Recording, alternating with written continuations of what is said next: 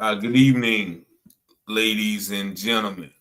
Thank y'all for tuning in to another episode of Taylor House Publishing. First and foremost, as always, we do give grace and honor and reverence to the Most High, thanking Him for allowing us to be here another day. Also, we want to thank all of you guys who are in the chat. Those of you who will watch this video in its entirety and watch it in the playback, we really appreciate you guys for tuning in, liking, and sharing the video. I already see a lot of you in there. Hope everyone is doing well. And most importantly, we want to thank these individuals that we have on with us tonight. And we want to, first of all, give honor to Miss Nadine Galmore. Nadine Galmore, as you see on the screen, is the mother of James Cooper. And if you remember, a couple of days ago, we did the story on James Cooper. There you see him on the screen. James Cooper was a 23-year-old man who was found in Greenville or Metcalf, Mississippi. And he was found under very suspicious circumstances. As we have been covering a lot of these stories of young Black men being found in very compromising positions that would leave the layman to believe that someone had a hand in their demise. However, as we have been following a lot of these cases, that has not been the narrative by either law enforcement, medical examiners, and the like. So, first of all, we want to offer our sincere condolences and our heartfelt prayers to Miss Galmore and her family and all of James's loved ones and friends. And so tonight we are going to hear from Ms. Galmore, of course, but we also have her team of advocates and investigators. First of all, on the bottom left, you see Ms. Kima Booker. Yes. And you are an advocate. Where are you from? I'm from Minnesota. Minnesota. Okay, so you are an advocate from Minnesota. And also we have Miss Bree. As well at the top right. How are you? Hello, I'm good. How are you? All right. And you are also an advocate / investigator from where? Oklahoma. I'm from Oklahoma. Oklahoma. Okay. So we definitely want to thank all of you guys for tuning in. We are going to get right into our discussion about this case. First of all, we're going to hear a little bit about James so we can kind of form, a bond or a relationship with him from his mother. But first of all, just let me play our quick introduction, which will give me time to share this video on some other platforms. And also, just joining us is Jasmine. Jasmine, if you can hear me, just say, hey, hello, how are you doing? If you can hear me. Yes, I can hear you. Hey, how are you? Wonderful. And Jasmine, you are James's sister, correct? Yes. All right. So I definitely thank you for tuning in. We're just going to play our intro real quick, and then we're going to come back while I share this video to some other platforms. But y'all stay with us. Make sure you like, share, and subscribe to the video. From local stories to Wayne County news, get ready to dive into everything happening in North Carolina with Taylor House Publishing. Got a story to share? Shoot us an email at taylorpublishinghouse@gmail.com. If you're looking to publish your book or need some top-notch mentorship, we've got your back. Join the excitement with the one and only Richard Taylor, right here at Taylor House Publishing. Speak with Richard directly at 919-587-7782. Don't forget to smash that like button, hit subscribe, and invite your family and friends to watch. From Wayne County to the Carolina coast, Taylor House, bring the news you love most. Tune in on YouTube, don't miss a beat. Humble stories that keep you on your feet. Taylor House, we got the scoop. Taylor House Publishing.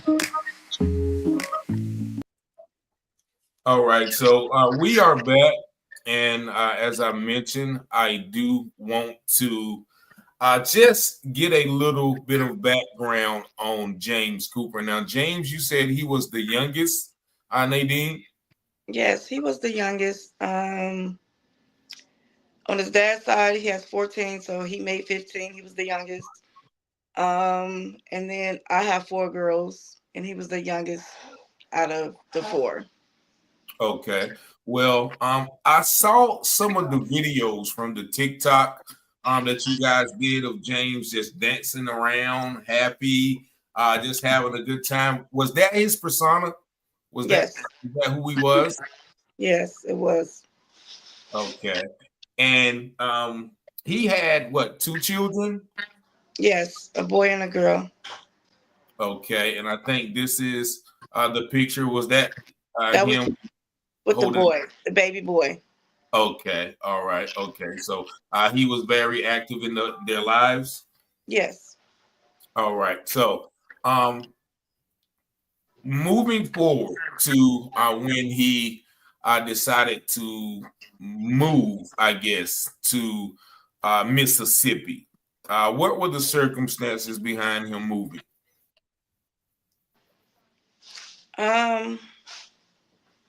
He wanted to go down there to be with his on again, off girlfriend. She said she was sick. She only had months to live. So he wanted to go down there to be with her and the kids. Okay. And so you guys knew this young lady who we moved down there with? I knew her, but I didn't know her that well. But I knew her, yes. Now, she was from Racine, Wisconsin, and she had moved down to Mississippi, or Milwaukee, Wisconsin. Yes. Okay. All right. So, yes. Now I know it's kind of hard. I don't know who normally talks when we get to the situation. When he moved down there, it was only less than 2 weeks before he was found unalive. Yes. Trying to see how many days he was there. So going back a little bit, it was like April 13th when he texted his mom and his dad, letting them know that Brittany had just told him that she only had a month left to live, that the doctors had told her. And he said that she had FaceTimed him saying this and that she was there at the hospital. So the next day is when he turned around and drove her down to Mississippi. He came back on the Greyhound, but then he turned around and just like a week or so and went down there. And then he went missing like 10 days later. Okay. So he went down there, came back, and then went back down there and was going down there to stay to be with her in her last days. She had told other people, so she told James that she only had the month left to live, that she had holes in her heart since birth, and that her mom never had the surgery done for her. But she had also told a lot of other people, including other men, baby daddies, that she had 3 months to live. She gave them whole stories about how they would put her in the baby, and she was pregnant. I forgot to add that. She said, she told James that she was pregnant, but the doctors had to remove the baby and that she had 1 month left to live. She told other guys, and the other guy, one of the guys was supposedly the father too, that she had 3 months left to live, that James was the cause of her dying, that he beat her holes in her heart. That is what she told all of her family and friends, was that James beat her so badly, and that's why she was dying. So until James was found unalived, her whole family and all of those friends thought James was the cause of her dying. And it wasn't until afterwards, when she went to the doctor and the mother found out that she was perfectly fine, that they realized her life was never ending. So I'm just realizing that I'm saying certain words. You're fine. You're fine. I think we can get past that. So he went down there to kind of be with him. So he drove her from Wisconsin to Mississippi. So she was living in Wisconsin. Yes. Okay. But her family was from Mississippi. Go ahead. I'm sorry. Her mother was down there, and a sister. Okay. Now, was he staying with the mother and the sister and her? Yes. Okay. Yes. All right. So leading up to that day, because actually, and I see somebody in the chat saying, was she white? That was my first question, but I've learned that she was African American, correct? Yep. Okay. That is a good question, because that would typically play a big role. But in James's case, everyone is black. Okay. So one article I read said that, the day that, he left with missing, he walked out of their back door. Correct. What have you guys heard from what, they say happened? Then what have you found out what really happened? Well, that's the thing, is we're hearing that story from the mother and from Brittany. And they're both saying the same thing as far as what happened up until that point. And then right when he walks out the door, at that point, their stories completely conflict each other. Okay. So where they were and everything from that point when he left, everything is conflicting. Okay. Because I read one article, as we were talking about before, was that the girlfriend told someone who was looking for James or wondering where he was that he had, don't worry about looking for him. He had talked to his mother, and his mother said that he was fine. He was out in the woods and he was about to do something to himself. Yes, that was Brittany telling her mother that. Okay. But that was later found out to be untrue. Yes. That was definitely untrue. Yes. Okay. So who actually found him? And I think, Bree, did you say something? No. Oh, okay. So who actually found him, and how did they find him out?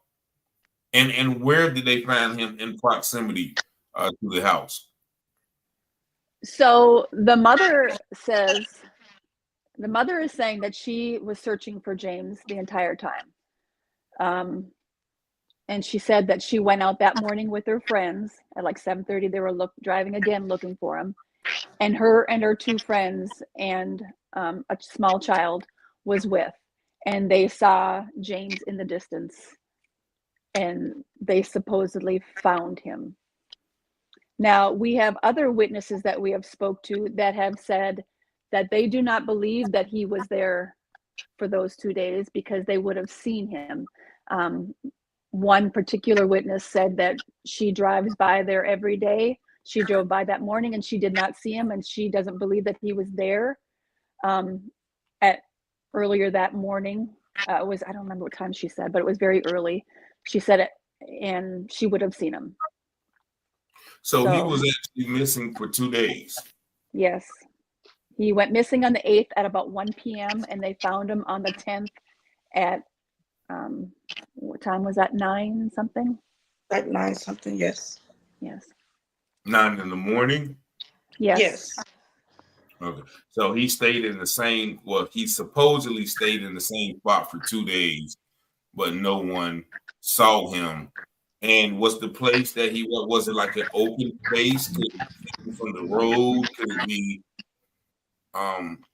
seen fairly well. They're saying that the witnesses that are coming forward are saying that would have seen him from the road. So Okay. And they say he was, and if you can describe it, I don't know if you guys saw pictures or whatever. yes. They say that, if I'm not mistaken, he was tied to a pole with a rope around his top, or how did they say he was found? So when we first got this case, another investigator that's not on here right now, she was called by an attorney that was down there that does lynchings in Mississippi. They went out there and looked, and they believed that it was not a lynching, that he had been placed there. So then she reached out to the other investigator, Kaylee, that works with us, and asked her to take this on because they believed it was a homicide. Okay. So, and the reason why they didn't believe it was a lynching, it was because of the way the rope was around his neck and the positioning and the rigor mortis, the whole body is telling us that he was placed there. The way he was sitting. So he was actually sitting on the ground. He was literally this much off, his bottom was this much off the ground. Okay. So, and his legs were crossed. So, what was the question now? The position? Yeah, I guess because I don't know if you guys have been following what we've been following Javion McGee, and he was found in a similar position, and that's why they kept saying it was not a traditional hanging from a tree. He was Correct. placed on the ground with a rope just wrapped around his neck, and it was cable wire, and okay. And it was so thick and hard. There's no way he could have wrapped that around his neck. He just couldn't have. And then what was I gonna say? Yeah, it was cable wire, and he had something wrapped on his fingers too. We are not sure if they're zip ties, but we do know for sure that there was something tied on his fingers with certainty. Okay, and I will show that picture as well, because that's one thing that the article said. If you see him sitting right there, you see something that resembles zip ties Correct. around his hand. So that's the actual picture. Yes, it is Taken when he was found. But you Yes. can also see how low to the ground he is. Like she was saying, that it doesn't add up to what they're trying to say actually happened. Yeah, it definitely looks like, to me, he's sitting there. And he's sitting there as if you've been following, if everybody in the chat has been following Javion, they said that his legs was crossed. And it looks like James's legs is crossed right there. So he's sitting almost Indian style in that manner. And so you also said that there was a lot of decomposition when he was found. No, actually, when he was found, his body was in great condition, and witnesses have said they don't understand how his body could have been so decomposed that he had to be cremated. But what we're finding is that he had been left out for many days, and that is why he had to be cremated. So he had been left out in the, I guess, medical examiner's office, the coroner's office, or where? We're not sure where. Okay. Not sure where. So, but at some point there, he had been left out. All right. And you guys mentioned before we got on about the something that the medical examiner or the coroner said regarding this. Would you care to dive into that? I'm going to say, in paraphrasing that, and just trying to wrap it all up just to keep it safe, that she definitely didn't believe that James had unalived himself. And she actually did a video showing the angles and whatnot, and it just doesn't add up. She herself does not believe that he actually did this either. All right, so that's, go ahead. I'm sorry.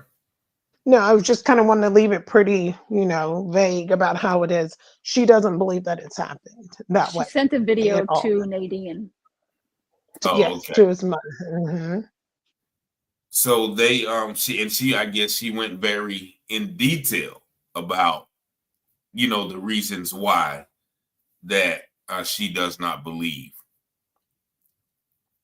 All She right. did.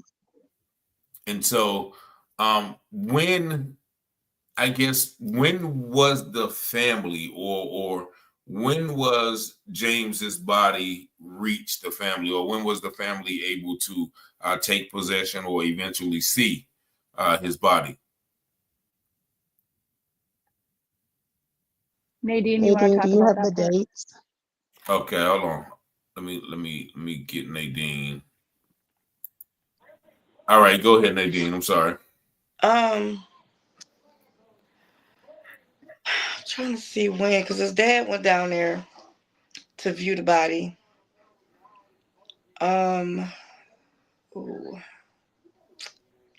Maybe a week.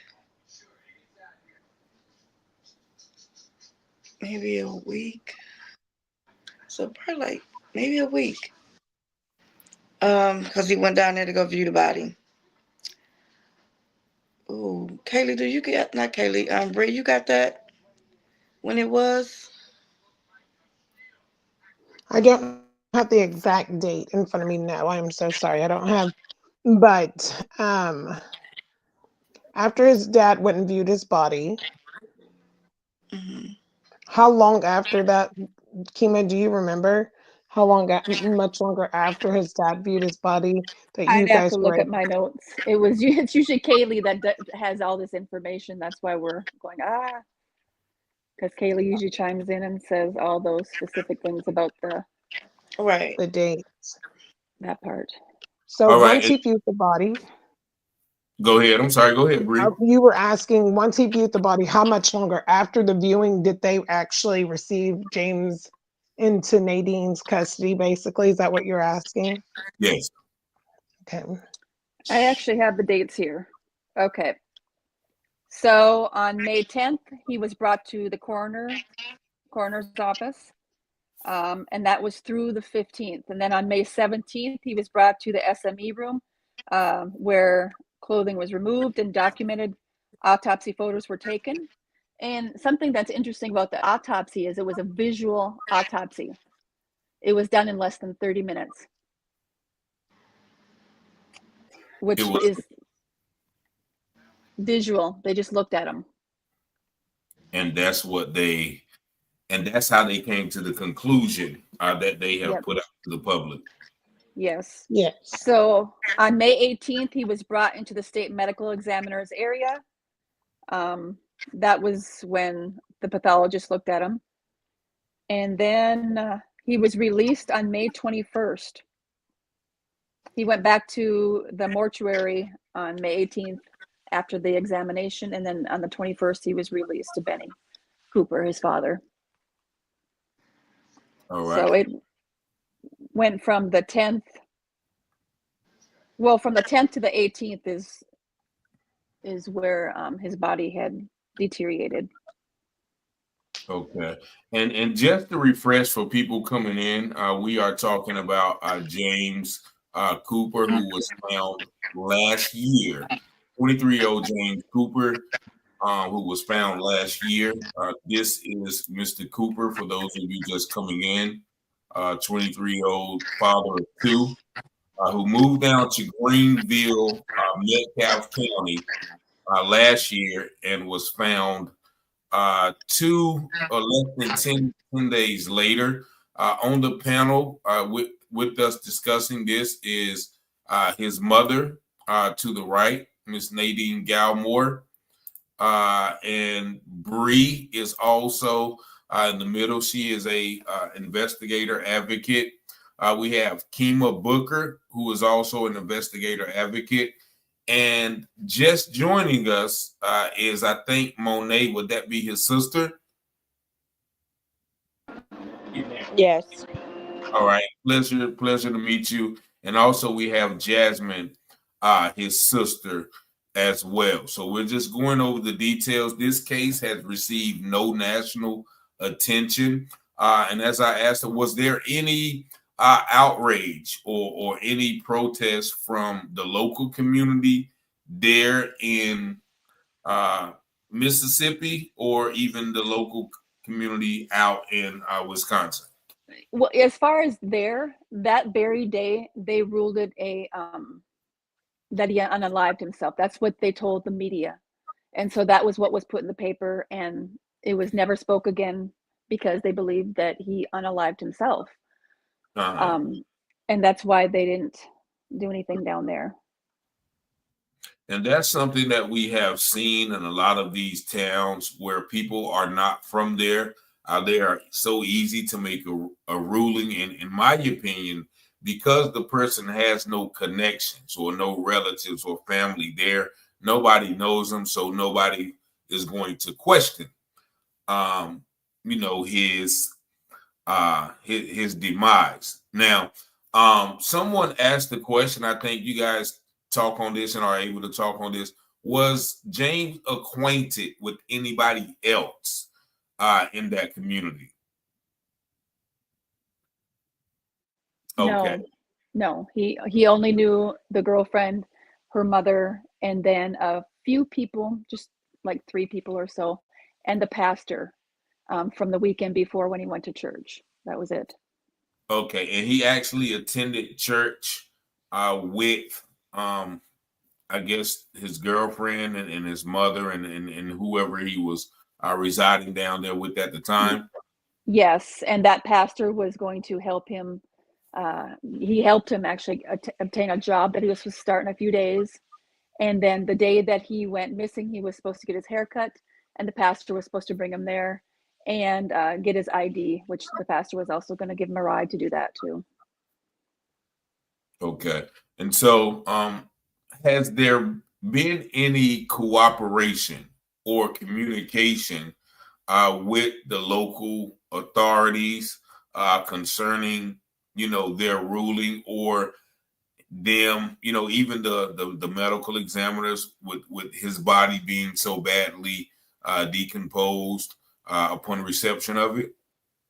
No, absolutely not. And then the media, or they went to the media and said that the family just couldn't accept that he unalived himself, which is so not true. They couldn't accept and can't accept that they didn't do an investigation.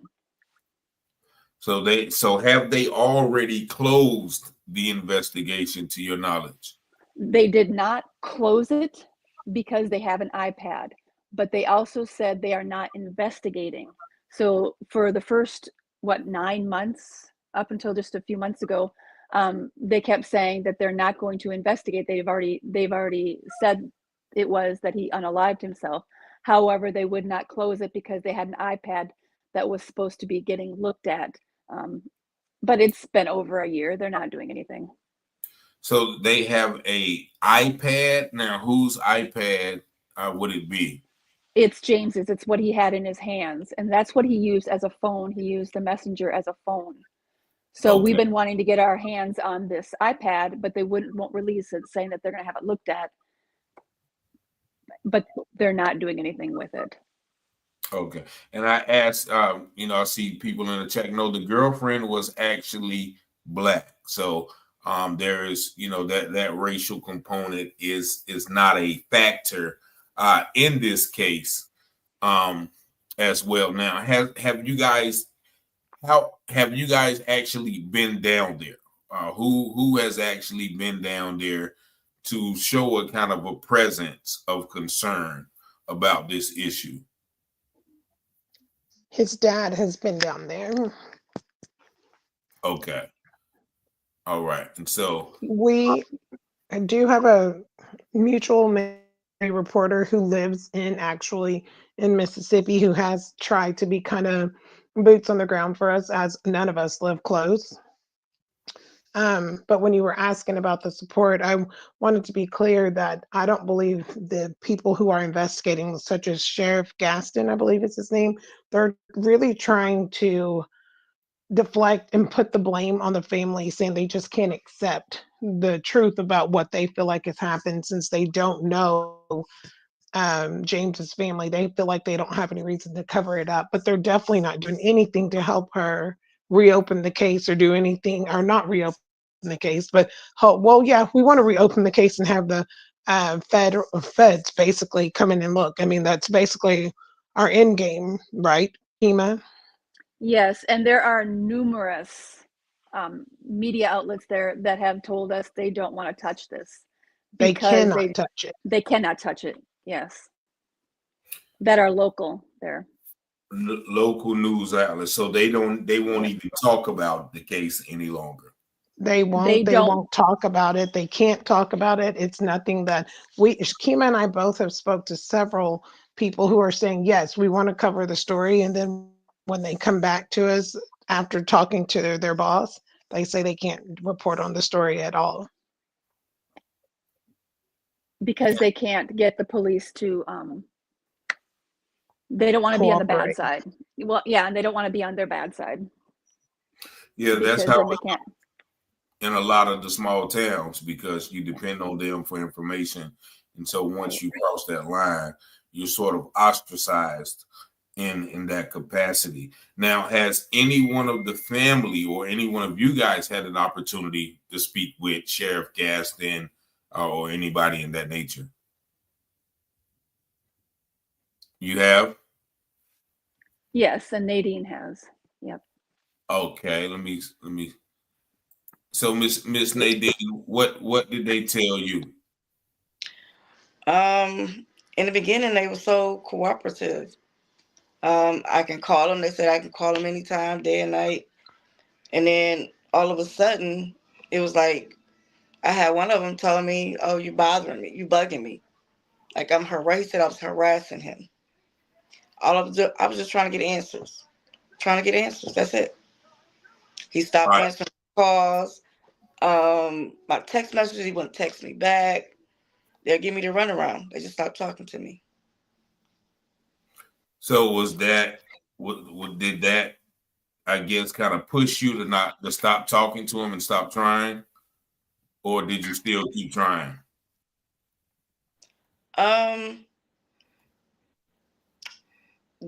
I stopped trying the detective that told me that. I just left it alone. But the DA, I still, calls her, email her, all that. So, yeah.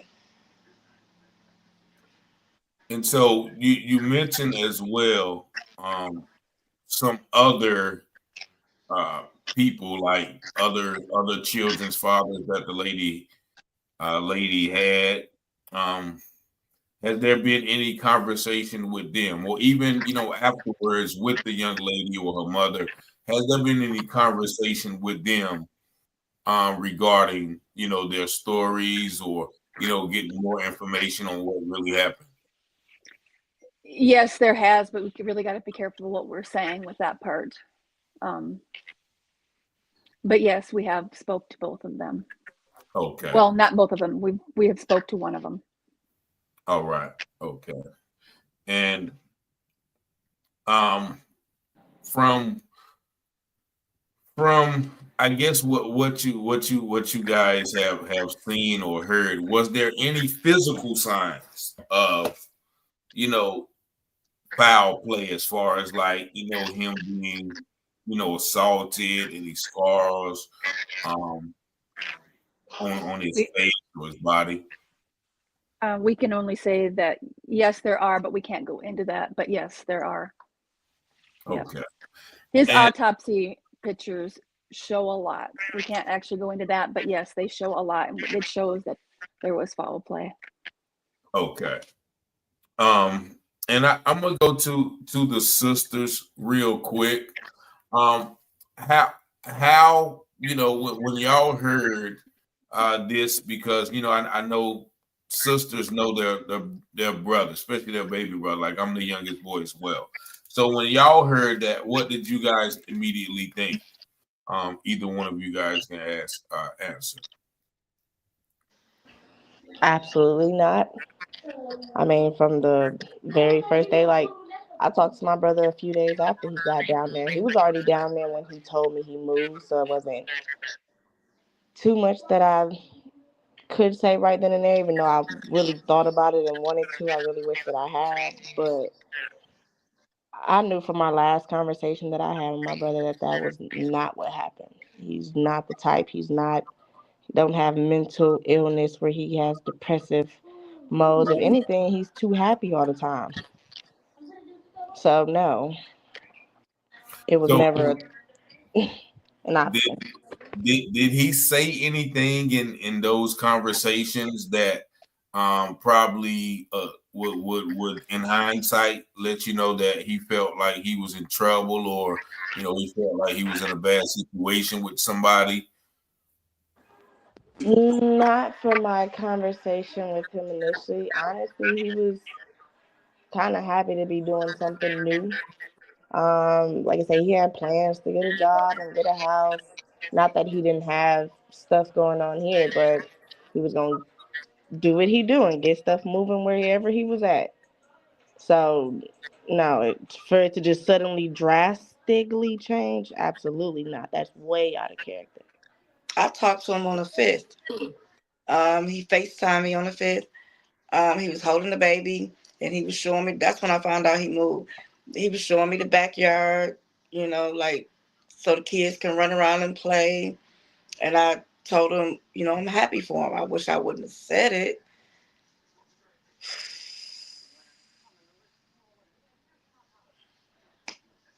And so, one article I read said, and I don't know once again if this is true or not, that he had planned on moving out from them. I guess had he already found out that what she told him was untrue as far as her? No, he planned on moving with Brittany into an apartment. In fact, they had put money down for an apartment right there in that same complex. And they put money down for it. So he was just moving in with her. Okay. And what about you, Jasmine? Had you talked to him? And if not, like, what do you think? What did you feel when you heard it as well? So no, right before James passed, that was probably like the longest we had not talked. It would have been exactly a month on the 14th of May that we didn't talk. It was a little disagreement we had involving my nieces and him allowing the girlfriend to try to fight my 14-year-old niece. I didn't agree with that at all. And it's not that he allowed it, he just pretty much didn't step in the way I felt like he should have, because there's no way this grown lady should have been talking to my niece the way she was. So me and him didn't really fall out, but I blocked his messages because I felt like she was micromanaging all of our conversations. So I would have preferred him to call me straight through my phone number, because she was always logged into his messenger on Facebook. So I didn't want him to contact me that way. So, and we have proof of that she was on his messenger pretending that she was James and typing back to these people. And it wasn't just to the siblings, it was to a lot of people. Yeah. Oh. So I would prefer for him to just call me straight through for my number. I didn't want to talk to him through Messenger or anything. So that was probably the longest we haven't talked. So when I heard the news, I was pretty much trying to understand and process what happened. And honestly, it's like, okay, things happen. I would have been able to accept what, if he did, I would have been able to accept that. But none of the stories were adding up. When I talked to the detective initially, Investigator Jones, he was telling me like, oh, well, he climbed up on something. It was kind of like, he was just, how he was explaining it, he was like, it was something like porch height, and he jumped and he broke his neck on the way down, and that's how he died. But then later, after cremation, and I kind of, asked him about it again, he was like, well, I can't confirm or deny if he had a broken neck or not. But initially, when I talked to you the day of, that's what you told me. So none of the stories were adding up. And that's what I just knew. Like, yeah, okay, my brother did not do that. Like, nobody's stories made sense. His And neck was not broken. Oh, it wasn't? No. Okay. Okay. And with her, I guess going through the messages, maybe, do you think she probably saw him talking to other women or something like that? Possibly with her, and then she getting mad and putting these things into play. I mean that's just something. She didn't like him talking to anyone, and I can say that from reading the messages from so many different people that she was alienating him is what she was doing. And it's sad to see that happening and the family hurting because they were distancing themselves from him, but they didn't know what was going to happen, and she was alienating him. So with you guys, advocating and investigating, have y'all reached out to any of the I guess the major advocates like the Southern Poverty Law Center, the ACLU, the regular NAACP, the FBI, SBI? What avenues have y'all taken to get other people involved, and how successful have those attempts been? We've been trying nonstop. I've sent out hundreds of emails. I've tried calling. I'm not getting anywhere. That's kind of where we're at. That's why we keep asking on media for people to share so that the right people will see it, and like yourself, and say, hey, let's do a podcast. Let's talk about this. And so why do you think, because that is what we're running into a lot of these cases in small towns, a lot of the people that it's been happening to have not been from those places that it happened to them at. So why do you think it is continuing to be so hard to get national coverage, to get somebody to investigate these people who are not investigating these acts? I think as far as the people down there in that community, I don't think that they want to speak up. I don't think that they want to go against the police.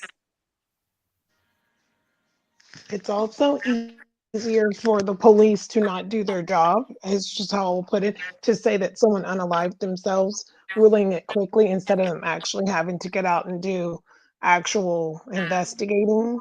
This was just kind of, they don't want that kind of record, I don't think. And I pretty much feel like it's a cherry pick system out there too. They're a small town, everybody knows each other. Let's cover for each other. As they say here in Oklahoma, it's a good old boy system, and it's the exact same way here. They didn't know James, they don't know his family. It's easy to just cover something like that up and not have to do anything any further with it. Yeah. After they found James, they only brought down Brittany and her mother to the police station and questioned them. And they just believed what she said, that he did it to himself, that he was doing this to himself all the time, that he was depressed all the time, is what she was telling them, which was untrue. We have his medical records. It's not true. So in this town, because I know I heard Metcalf and Greenville, what particular town and jurisdiction does it fall under? It is Metcalf, but it's literally like across the street, just a few blocks, is Greenville. And Metcalf is so teeny. I don't know if it was like 400 people or whatever, but it's basically like a little suburb of Greenville. Okay. But it was in Metcalf. Where he lived and where he was found. So with the investigative team, right? Yeah, I know you guys said, and actually I looked up the demographics of those towns and counties. They are predominantly Black, right? So with the sheriff and with the people who are investigating, are they Black as well? Yes. Okay. Yes. So wow, that's different.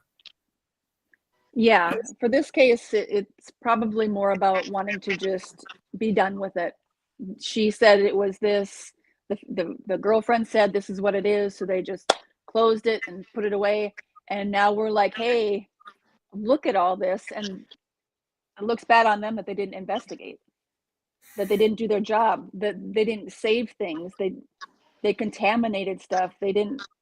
It was horrible investigating. And so even the sheriff, he's a black man as well. Sheriff Gaston, right? Yep.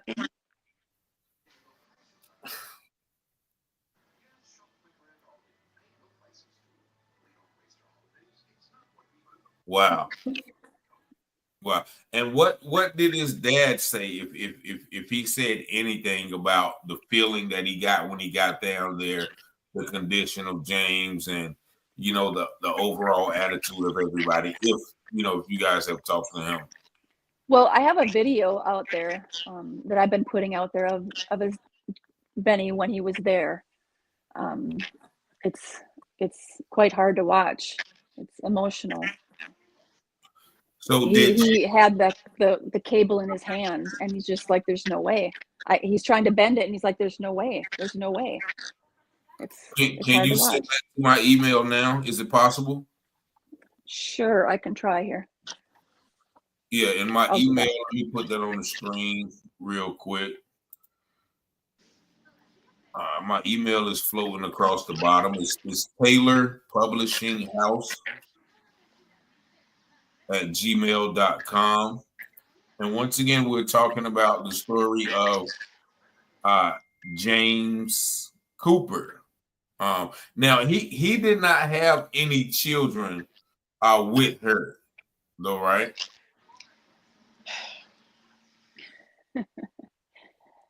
Or she said she does. He was also led to believe that the other little girl that she had was his. Come to find out that it wasn't. So no. So they were like on again, off again, though. Yes. I'm just going to say this. So several witnesses have come forward and talked about how they were good friends with her, and that she would have men in the apartment and then tell James and her other, she had a husband too, tell them to leave while she did. And they, in their words, this is multiple people have said the word tricks. Okay. So these are her friends saying this. They're coming forward saying this. So there are many men. Wow. And so anytime that, I guess that type of behavior is, and once again, not to denigrate her, of course, not to go, okay, I think Bree knocked off, not to go to what were there any, I guess, substance abuse issues with that, or you guys don't know? I don't think so. Yeah, we're not finding that. Okay. I mean, not from James, but from her. Because most of the I don't think so. Okay. And so, Monet and Jasmine, did y'all know her personally, or just through your brother's relationship with her? I met her through him.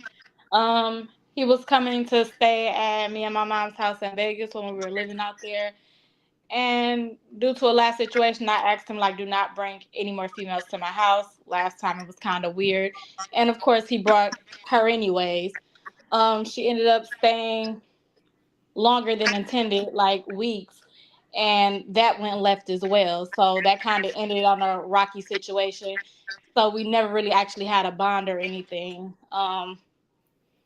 The whole thing just went left really fast. So how long was he in an off again, on again relationship with this girl? He says they met when they were kids. I don't remember her from that far back. I feel like from what I know, the relationship was probably about 2021. I want to say around that time that I know. Wasn't we Oh, in Vegas 2020? We were in Vegas then. I'm not sure if they came out that year or not. Yeah, Oh, I okay. don't know.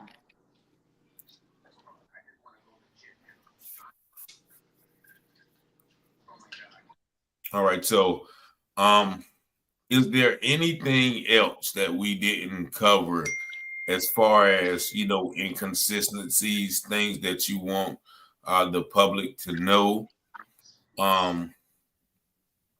about this whole entire situation, the investigation?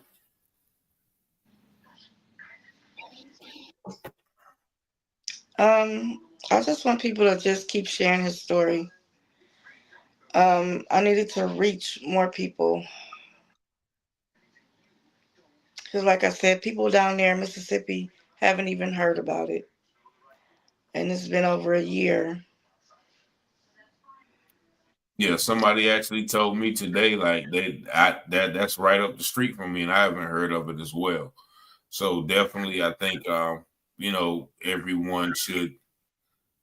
Is there anyone you want us to call? Okay, so yeah, is there anyone? Because what we've been doing in these situations is calling, sheriff departments, DAs, or whatever. Is there anyone that you would want people to call, kind of express interest in this to not make it go away so easily? We need to get an outside investigation done.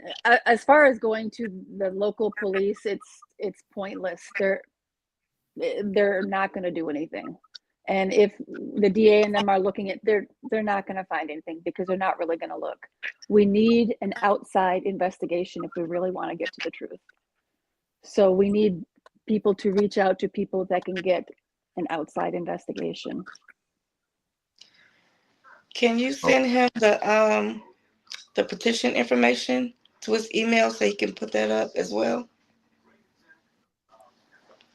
Is that petition on change.org? Yes. Yes. Yes. Okay, let me see if I can find it real quick.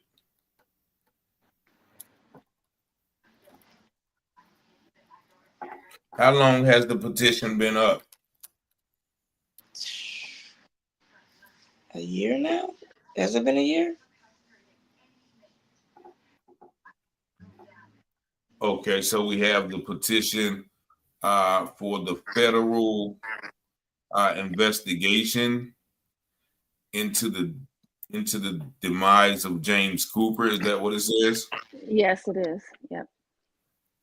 All right. Okay. Let me see. That's ultimately what we have to have is this outside investigation. And you guys can go to thischange.org petition. Can y'all see that on the screen? Yes. Yes. Okay. So this is the petition for federal investigation into the suspicious demise of James Cooper. You can actually just type in change.org and type in his name. That's what came up, as you see right now. It has 6,806 signatures, and actually, I'm going to go ahead and sign it while we up here. And I think they're just going to ask me for a whole bunch of other. No, I share the statement. Yeah.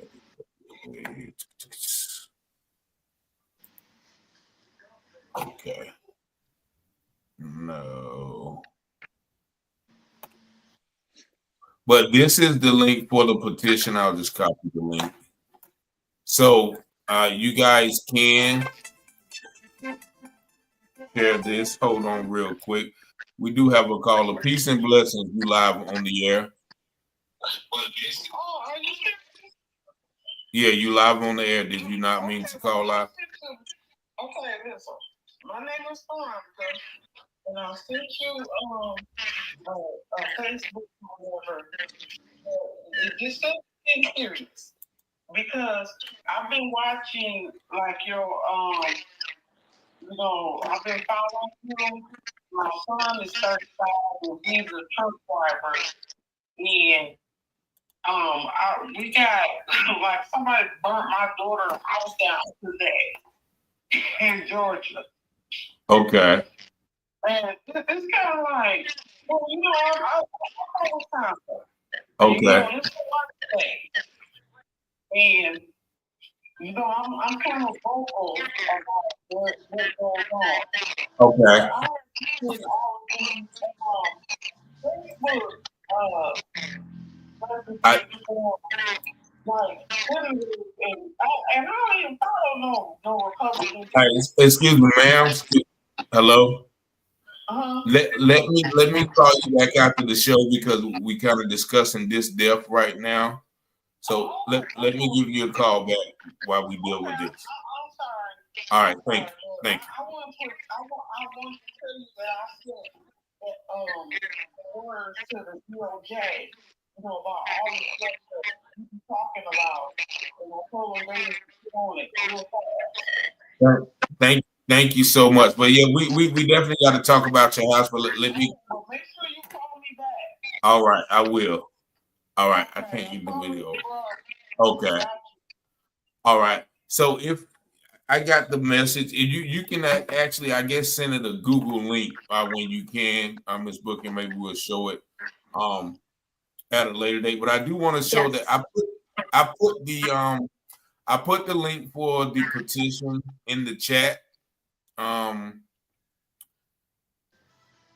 here it has all of the misleading statements. Oh yeah, and this is where I got a lot of the information as well. It lists the discovery of James, the questionable investigative handling, his demeanor leading up to this, the inconsistent evidence, and they are asking for federal investigation into his demise, and also to include the investigation of the sheriff's office.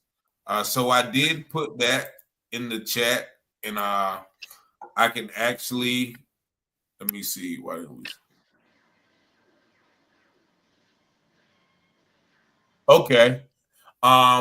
So if y'all see Monet, Monet's comment in the private chat, do we want to address that?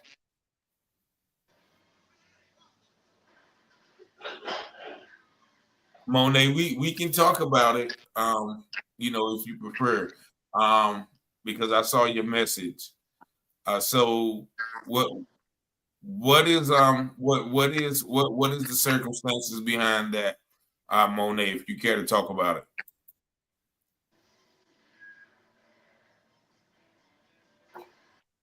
I mean, I think the investigator's gone, but basically I had seen a couple comments of people asking about whether there was any other marks, and it was like physical marks on his body that would show that there was some kind of altercation that had happened before he was placed there. Right. Okay. Yeah. Right. But So, we can't talk about all the markings on him.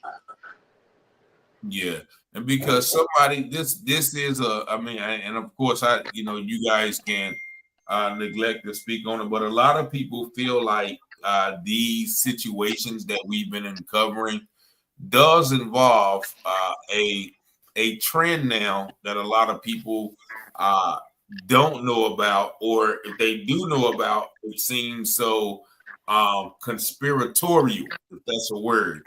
When a lot of people mention, the organ harvesting or the organ selling these days, with someone asked, was he an organ donor? And that would be, I guess, something to consider if that is a case. But you know that a lot of people feel like a lot of these young men, young strong men, are maybe being terminated for the use of vital organs. We will never say that none of that could happen. Of course, it could happen, but there is so much evidence that we have of stuff leading up and other things that's we're not really believing that's what it is. But of course, we're not ruling anything out. But with all the information that we have, that really doesn't look like that is what happened.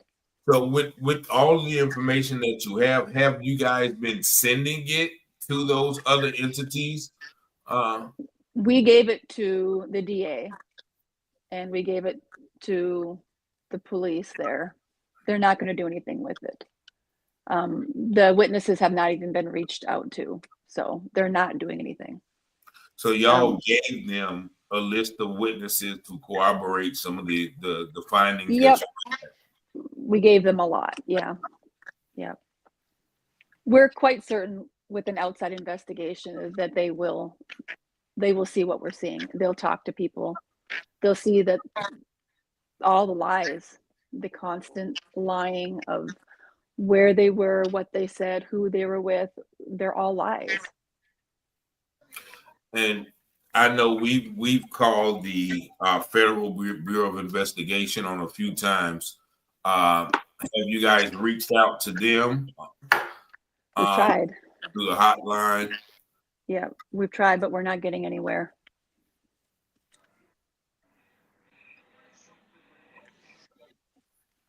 So how can people help you? Just by, I guess, sharing the petition as well as to continue to share the story? Yes, and if they have a connection to someone to be able to get the FBI to look at this, that would be amazing.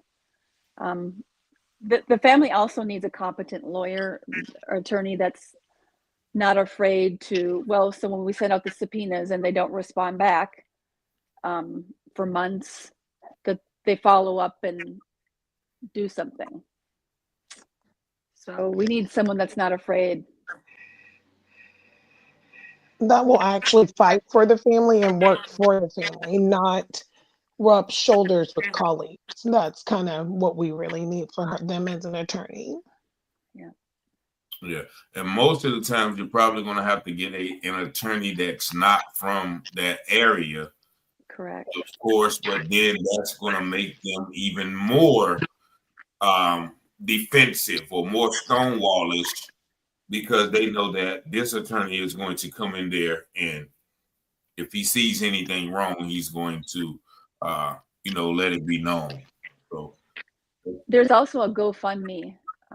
Do you have that link? No, let me see. Let me type it in. Let me see if I can find it, because they really could use some funds to get a competent attorney that can do this. Let me see. Help with the passing of James Cooper Jr. November the 3rd, 2024. Or so I see too. It's the James Cooper Memorial Fund. It should be on my Facebook page. James Cooper, he was born in 2000. I said 2020, 2000. Hold on, let me see. Okay, no, that's not him. No, that's not him. It says GoFund.me/D700C426. All right, hold on. GoFund what now? GoFund me /9700 lowercase c426. Let's see if that pulls up.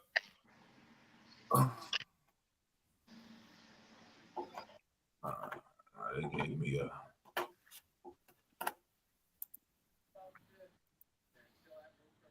No, it didn't pull up for me.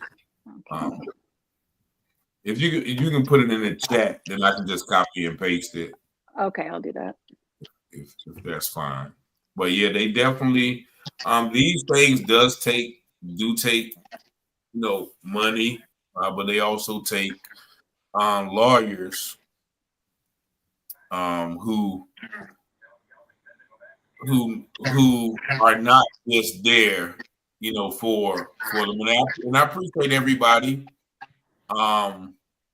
for sharing and signing the petition. I see you guys already are sharing and signing that petition. So we do thank you. I know the family thanks you. And share it as well. And so I guess nobody, I mean, people are saying reach out to the girlfriend, but I'm pretty sure that she's not, she's probably sticking to what she's saying. So pretty sure that she's not going to be willing to discuss. But James and Rasheen Carter. I think Rasheen Carter happened right in, I think, Taylorsville, Mississippi. Do you guys know how far Taylorsville is from Greenville? No, I don't. No, I don't know either. But did you put, okay? So we're gonna put the GoFundMe up as well. Did you click on that and see if that works for you? Hold on, let me see. Oh wait, that GoFund should be together. Okay, let me see. Let me see.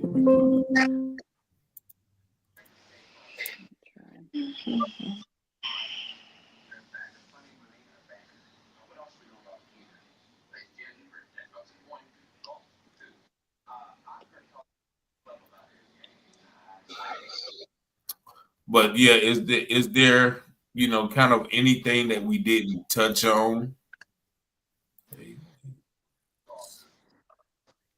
Not that I know of. No.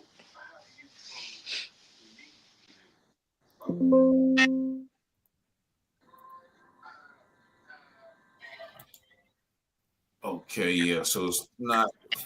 It's not working. Okay. Yeah, because it's not together. If you can type it in and put it in for me, then I can go. Right. So let me see. Does anybody? We're gonna put the GoFundMe in the chat as soon as I get it. Does anyone else have any questions for the family that you guys want to ask before we let them go? I know it's been over an hour, so I think we kind of covered everything. We're gonna put the GoFundMe in the chat. So let me. All right. Okay. We're just gonna copy and.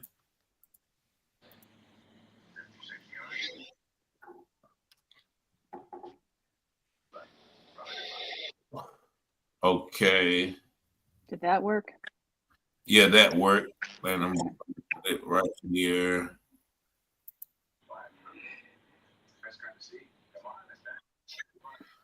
And I'm gonna put it in the chat as well, real quick.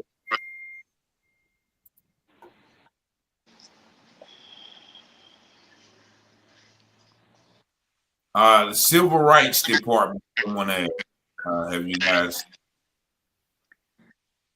We've tried, but we haven't been able to connect with anyone. Nadine, who did you connect with, though? You did connect with. I don't know which department that was. ACLU. Is that what it is?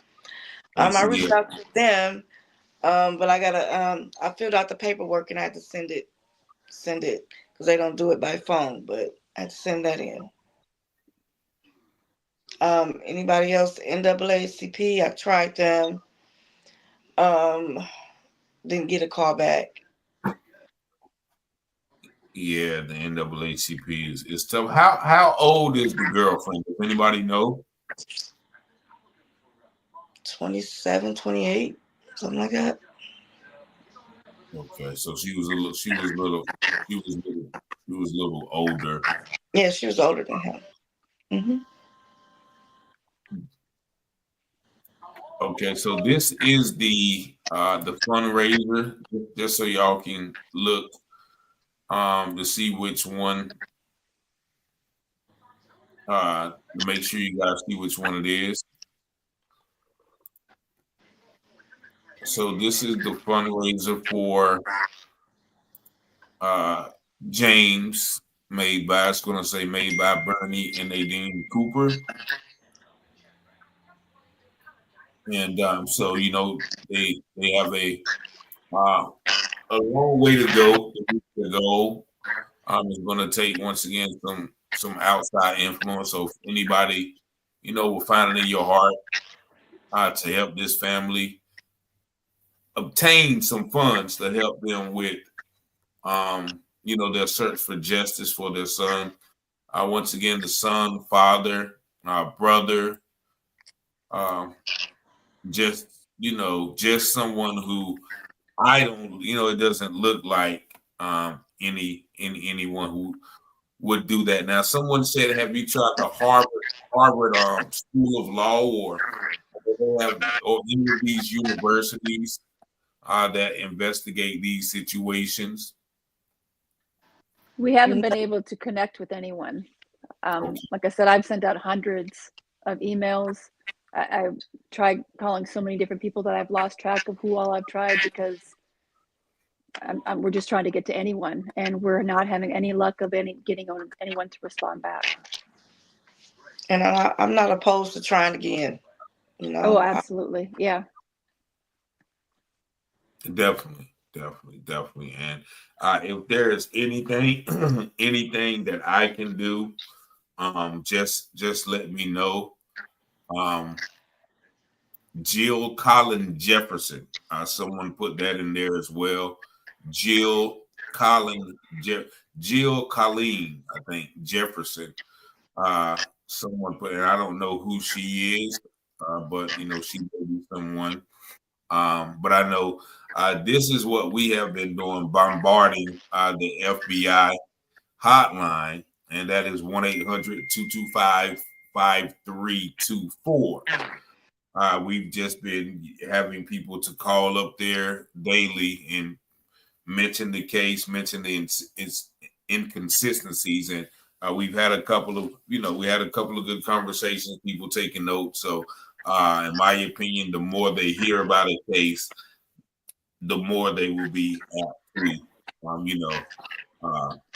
consider coming in and looking at it from an outside standpoint.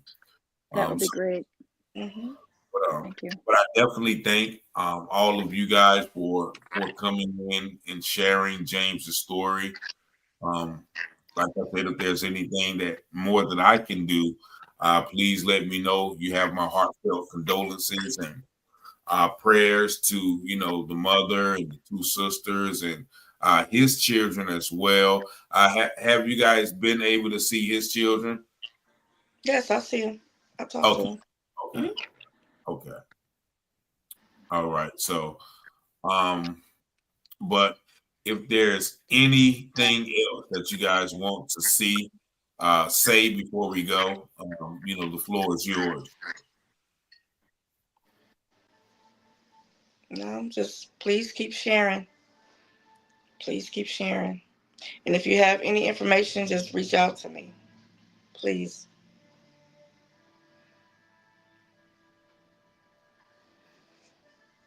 Anyone else before we go? Just wanted to say thank you. Yeah, I was going to say thank you for doing this. This is what we need the most is media attention. All right. Well, thank you as well. And, make sure, y'all share the video so we can get more coverage.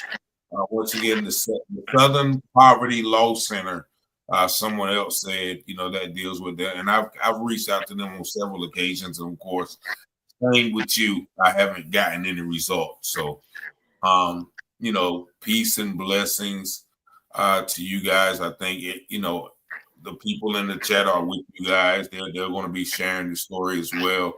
and we're going to try to keep this story alive as more information comes that you guys are able to share. But also, you know, if you can get that video to me, you know, I'll definitely make it a point to share that as well to keep the story alive. But may God continue to bless y'all and keep y'all and give y'all strength during this time. And may, you know, he send, you know, his spirit over that region to cause some unrest in the minds and hearts of people who may know what has happened to James. But I thank you guys for your time. And, you know, you have our deepest condolences as well. So, and I thank you guys for tuning in as well. Once again, make sure y'all share the video and keep James Cooper's name alive, as well as many of the other people that we have spoken of in the past. So I thank you guys as well. Y'all take care. Y'all have a blessed evening, and we'll see y'all tomorrow. Thank you. Thank you.